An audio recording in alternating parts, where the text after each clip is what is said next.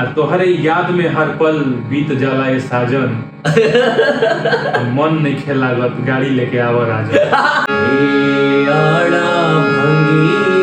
तंग आ चुके हैं कश्मकश से जिंदगी से हम, वो पर्दे पे पर्दा किए जा रहे हैं। नमस्कार प्रणाम, हमनी के भोजपुरिया माटी के जवान तो स्वागत बार हुआ सबके फिर से एगो नया वीडियो में। तो आज की वीडियो कुछ फिर से खास होखे वाला बा, काहे कि आज हमनी के जुड़ल जी अपन भोजपुरी माटी से। बिल्कुल देखिए आज दिन है वीकेंड कहल जाला शहर में कि वीकेंड चलता, कुछ आदमी के छुट्टी रहेला।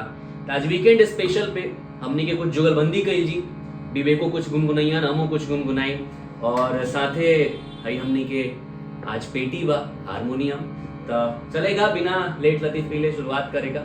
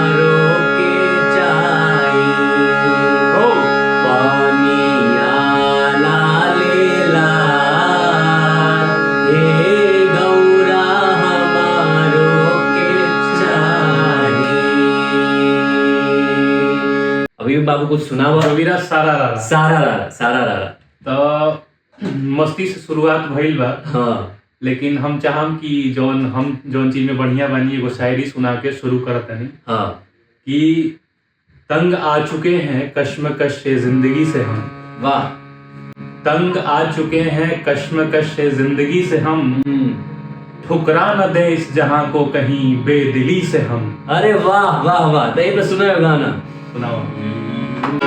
जिन्हें देख कर हम जिए जा रहे हैं, न काली घटा है ना,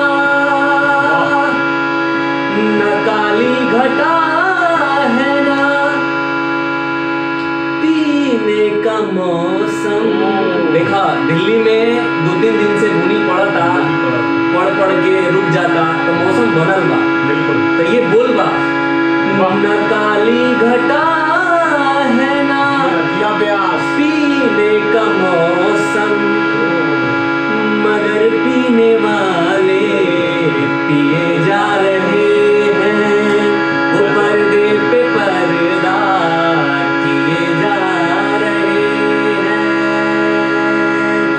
हो जाए कुछ करो देने से। तो हम एगो चाहब कि जब इतना बढ़िया गाना हो गई बा, हाँ, तो भोजपुरी में कुछ 4 गो लाइन कही। हाँ एकदम, कि तोहरा हंसी में कुछ जादू बाए जान, आहा, तोहरा हंसी में कुछ जादू बाए जान, दिखते ही हमार दिल हो जाला परेशान। आय आय आय, जान के बात हो गई बा। हम तो सोचनी कि मस्ती में जियब, लेकिन अचानक से तू बन गईलू दिल के मेहमान। ओए हाय हाय हाय हाय हाय। तो ऐसा ही 2-2 लाइन 3-3 लाइन हर वीकेंड पे हमने के कोशिश रहे कि गुनगुनावे का और ही बढ़िया से कुछ मनोरंजन, हाँ मनोरंजन करावल जी, और कुछ बढ़िया से सिस्टम से लिख के लावल जी। बिल्कुल, तो ये बा भाई, मजाक मस्ती चलत रहे, कला से आदमी जुड़ल रह, साहित्य से जुड़ल रह, भोजपुरी की अपना एगो पहचान निभावे के पीछे हमने के लागल बन जा।